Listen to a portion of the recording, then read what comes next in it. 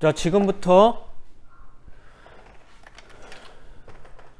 2학기 중간평가 국어부터 풀이할게요. 지금 선생님이 틀린 거 위주로 해서 지금 이게 동그라미 표시한 게 이제 틀린 게 이제 동그라미가 많으면 많을수록 틀린 사람이 많은 건데, 그래서 틀린 거는 지금 짧게라도 쭉 가겠습니다. 1번 문제는 뭐냐면 밑줄 친 기역 미음 중에 이 글의 시대적 배경을 알 수 있게 해주는 부분이 아닌 거래요. 아닌 거. 시대적 배경, 요 글 읽어보면 알겠지만 의병이 나오고 이런 걸 봐서 일제 강점기라는 거를 우리 알 수 있었다고 배웠었죠.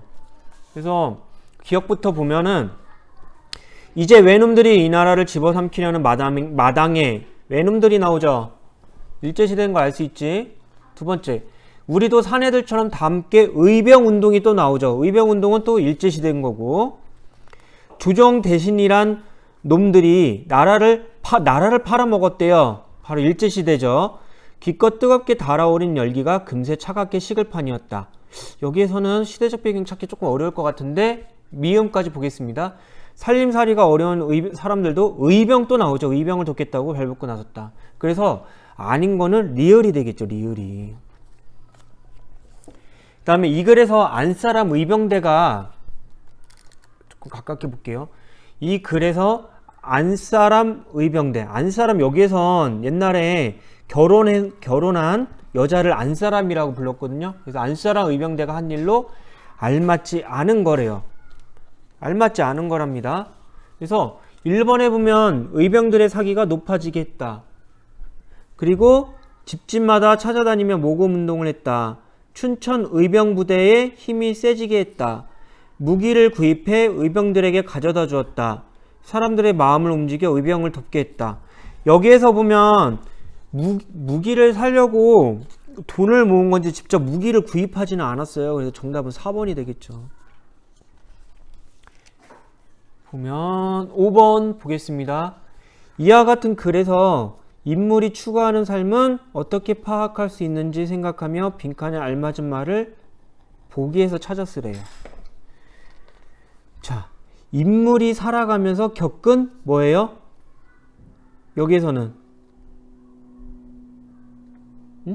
여기에서, 예, 여기에서는 어떤 지금 문제 어떤 거예요? 인물이 살아가면서 겪은 문제지. 문제. 어떤 문제예요? 지금 일제 강점기 문제죠. 그것을 해결하려는 어떤 거예요? 그렇지. 가만히 있지 말고 돕자, 적극적으로. 그래서 문제와 태도가 정답입니다. 다음 6번. 여기에서는 추사 선생님의 제자 허련이라는 사람이 등장을 하는데 글 읽었었습니다.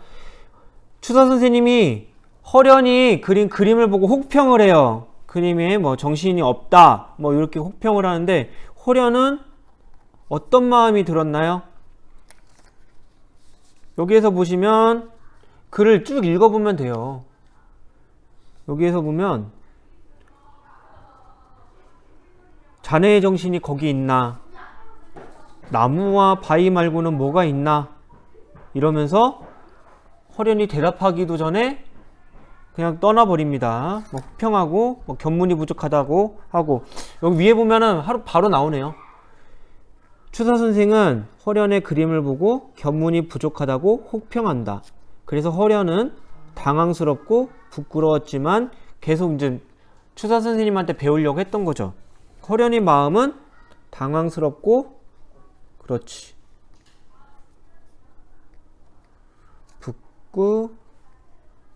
부끄러웠다. 국어에서 거의 대부분 정답이 지문에 숨어 있는 경우가 많기 때문에 이 글을 천천히 읽은 다음에 풀면은 거의 다 풀립니다. 웬만한 거는. 만약 자신이 추사 선생님의 제자가 되려고 찾아온 사람에게 어떻게, 내가 추사 선생님이라면 제자가 되려고 찾아온 사람에게 어떻게 해야 될지 생각해 쓰시오.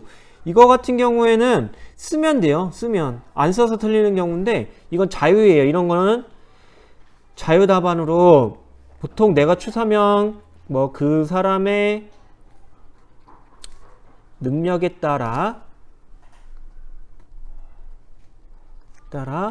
가르친다.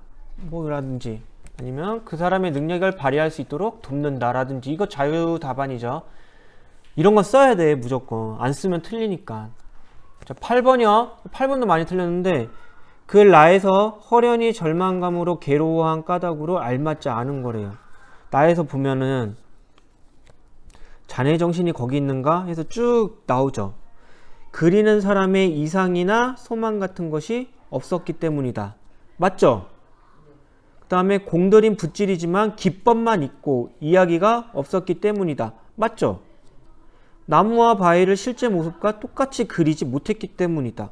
여기에서 보면 나무나 바위가 아무리 진짜 같아도 붓질이 아무리 펄펄 살아있어도 눈에 보이는 것만으로는 안 되는 거였다라는 말이 나오잖아. 그렇죠? 그런데 똑같이 그림은 잘 그렸대. 똑같이 그렸지만 거기에 정신이 없다라고 했으니까 이건 아니겠지. 자신의 내면이 깊고 그윽한 무엇으로 채워져 있지 않았기 때문이다. 이것도 맞죠. 그래서 8번에 X 표시할 거는 3번밖에 없었어. 자, 9번이요. 허련히 제대로 된 그림을 그리기 위해서 한 일은 무엇입니까? 그래서 그림보다 책을 더 많이 읽으며 생각을 많이 했다.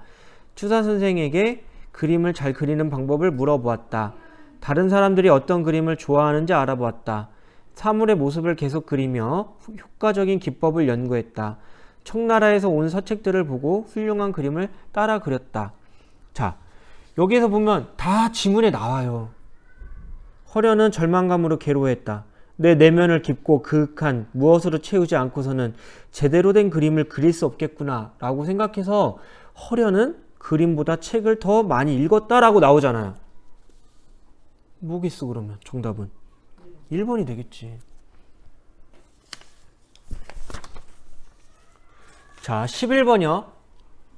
경민이가 아버지께 생신을 축하한다고 말했습니다. 까닭으로 가장 알맞은 것. 여기에서 보면 경민이 아버님이 전날 불을 끄려고 하다가 돌아가실 뻔한 이야기를 해줬죠. 그리고 나서 아빠가 왜 그 소방관이 되었는지도 얘기했죠. 그래서 여기서 보면 맨 처음에 나와요. 아버지 생신을 축하합니다. 그리고 위험 속에서 살아나 주셔서 고맙고 또 사랑합니다.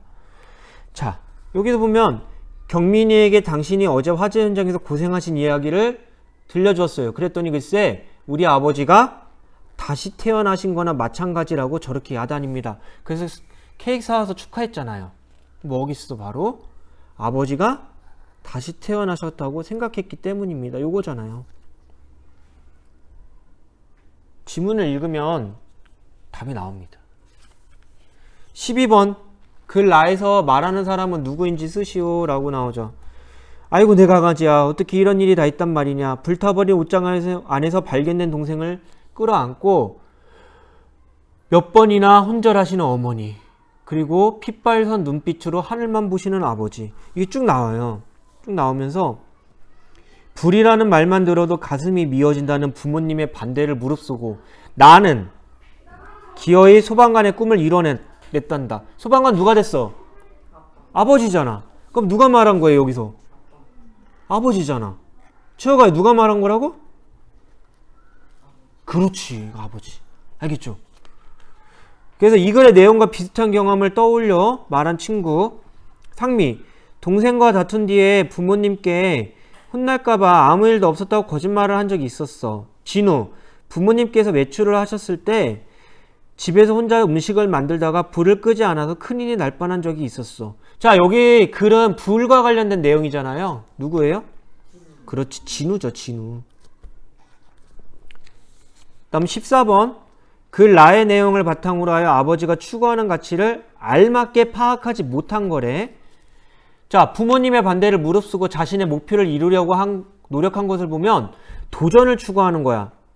동생을 삼켜버린 불길과 싸우기보다는 잘 다스려야겠다고 생각한 것을 보면 안전을 추구하는 거야. 화재로 동생을 잃은 뒤에도 소방관이 된 행동을 보면 자신보다 다른 사람을 위하는 봉사를 추구하는 거야. 자 여기서 아빠는요 내가 이 불길과 싸워 여기 글에 나와요. 내 동생 경수를 삼켜버린 불길과 싸워 이기겠다는 결심이었지. 이긴다고 했죠. 그쵸? 바로 도전이에요. 그러니까 니은이겠지. 정답은 알맞게 파악하지 못한 건. 자, 이 글에 인물이 추구하는 삶을 생각하며 자신의 삶에 대한 다짐을 쓰시오. 이것도 자유답안이야. 자유답안인데 여기에서 보면 아버지는 다른 사람을 위해서 자신을 희생한다는 내용이잖아요. 그래서 나도 어른이 되어 봉사하는, 그렇죠, 봉사하는 삶을 살아야겠다 또는 남을 도와야겠다 이러면 정답이 되겠지.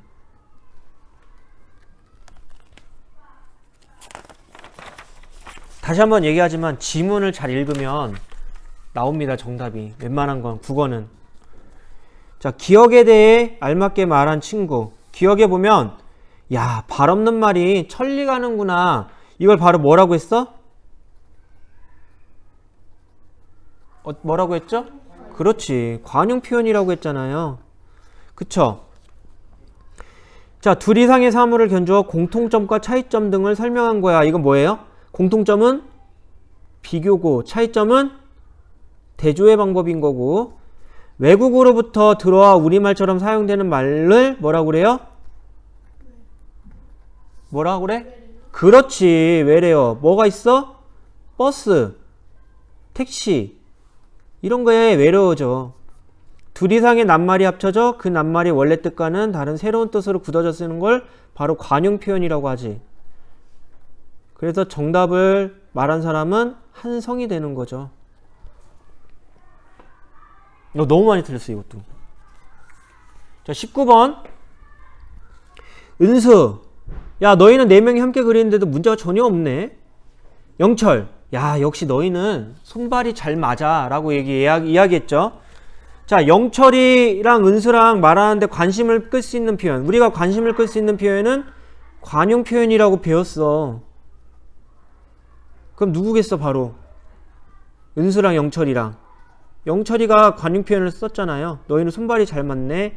그렇게 생각하는 건 뭐냐면 이렇게 관용 표현을 쓰면 어휘가 풍부해지고 그 다음에 다른 사람의 주의를 끌 수 있다 라고 배웠죠. 그치 최성아?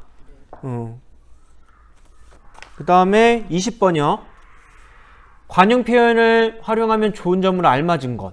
전하고 싶은 말을 쉽게 표현할 수 있다. 맞아요? 틀려요? 맞죠? 하고 싶은 말을 길고 자세하게 표현하는 게 아니라 짧고 간결하게 표현할 수 있는 게 관용 표현이에요.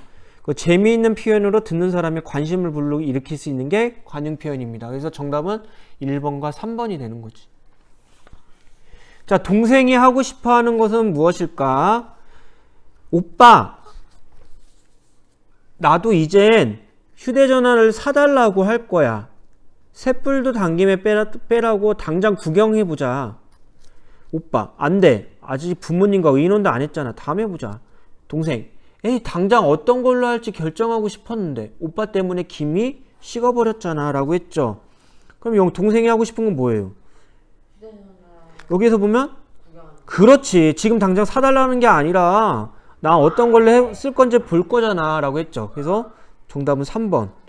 휴대전화를 바꾸는 거라고 많이 했는데 여기서 보면 얘가 휴대전화가 있었는지 없었는지 여기 글을 보고는 몰라요. 사달라고 하니까 얘가 없는데 사달라고 하는 건지 아니면 있는 걸 바꿔달라고 하는 건지 모른다고 하지. 근데 여기서 보면 뭐라고 하냐면 구경하자고나 하잖아요. 그쵸? 정답은 3번입니다. 자, 24번. 이 글의 내용을 묻는 질문을 한 가지만 만들어 보시오 라고 해서 여기에서 보면 진짜 꿈을 찾으려고 노력합시다. 첫째 나오죠. 자신의 진짜 꿈을 찾으려고 노력합시다. 그리고 셋째, 구체적인 목표를 세웁시다. 이건 바로 뭘까요? 바로 나의